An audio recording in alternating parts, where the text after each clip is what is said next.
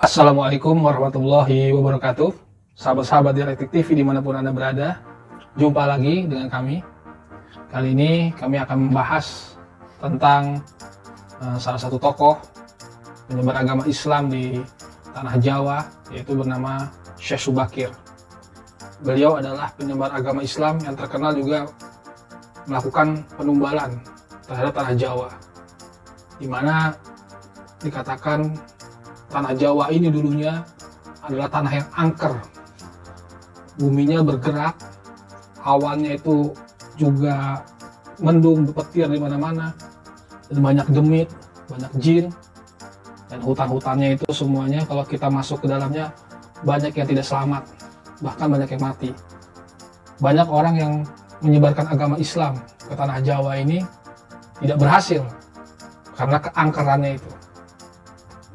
Kemudian diutuslah oleh seorang khalifah dari Timur Tengah yang bernama Syekh Subakir. Beliau itu adalah seorang ulama, seorang wali Allah yang menguasai ilmu keagamaan, juga menguasai ilmu pertanian, menguasai ilmu irigasi, dan menguasai ilmu tata negara. Diutus pergi ke tanah Jawa untuk menyebarkan agama Islam, ajaran agama yang rahmatan lil alamin. Ketika beliau sampai ke tanah Jawa, karena kedekatan beliau pada Allah Subhanahu wa taala, beliau beribadah, bermunajat kepada Allah Subhanahu wa taala, akhirnya menyebabkan tanah yang tadinya bergerak itu menjadi tenang. Langit-langit yang tadinya petir yang menyambar-nyambar, lalu awannya gelap, lalu menjadi cerah kembali. Dan demit-demit yang ada di hutan segala macamnya melarikan diri.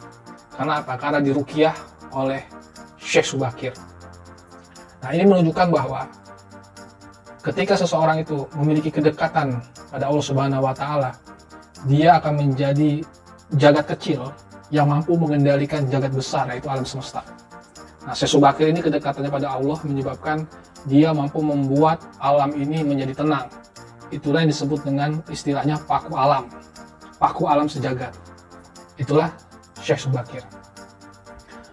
Kemudian ketika Syekh Subakir ini berhasil menaklukkan jin-jin, demit-demit yang ada di tanah Jawa, ada satu penguasa tanah Jawa atau rajanya yang bisa mengendalikan demit-demit. Di situ ada yang namanya Eyang Sabdopalon.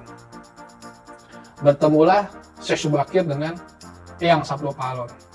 Terjadilah pertempuran selama 40 hari, 40 malam. Tapi pertarungannya ini bukan pertarungan fisik, melainkan pertarungan adu ilmu kanuragan. Nah, Syekh Subakir dengan kesaktiannya, dengan ilmunya, dengan karomahnya, berhadapan dengan Eyang Sabdopalon. Setelah 40 hari, 40 malam, ternyata tidak terjadi kemenangan di salah satu pihak. Jadi Syekh Subakir tidak menang, Eyang Sabdopalonnya pun juga tidak menang. Akhirnya ujungnya adalah perundingan. Terjadilah perundingan antara Syekh Subakir dan Eyang Sabdopalon. Eyang Sabdopalon mengatakan bahwa Anda boleh menyebarkan agama Islam di tanah Jawa asalkan tidak menyingkirkan kebudayaan Majapahit atau kebudayaan Jawa.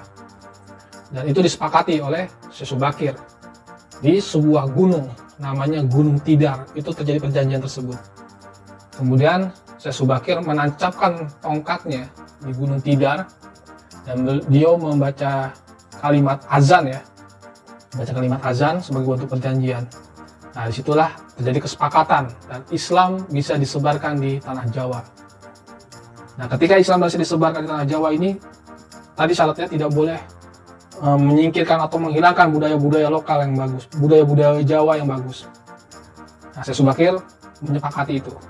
Muncullah pasca beliau, itu disebut dengan Wali Songo. Dan Wali Songo ini membuat suatu tatanan. Jadi perjanjian ini dibuat tatanan atau sistemnya di Kerajaan Demak.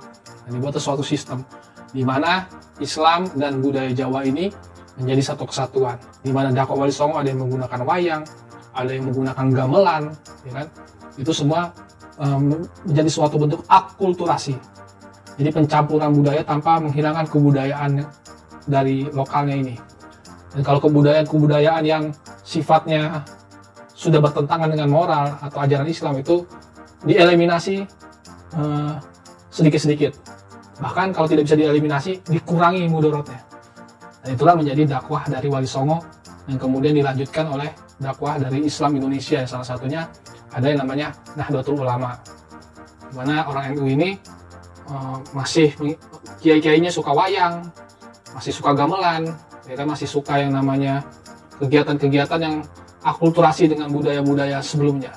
Bahkan kalau kita tahu seperti ormas NU ini, itu ada namanya Dewan Syuro, ada namanya Rois Am, di mana para kiai-kiai sepuh, kiai-kiai yang memiliki spiritual, sifat-sifatnya itu hilang keduniawian tidak ada, zuhud. Nah, itu dijadikan seorang Rois Suriah.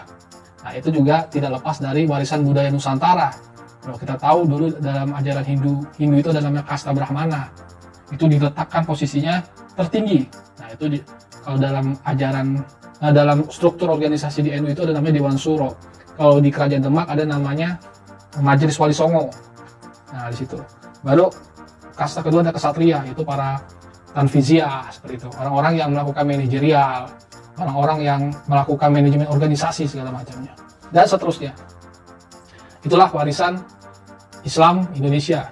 Islam bukan orang Islam yang mengontrak di Indonesia, tapi orang Islam yang beradaptasi, berakulturasi dengan kebudayaan Indonesia, Jawa, Makassar, Minang, dan lain sebagainya. Mungkin itu saja. Sekian dari saya. Wassalamualaikum warahmatullahi wabarakatuh.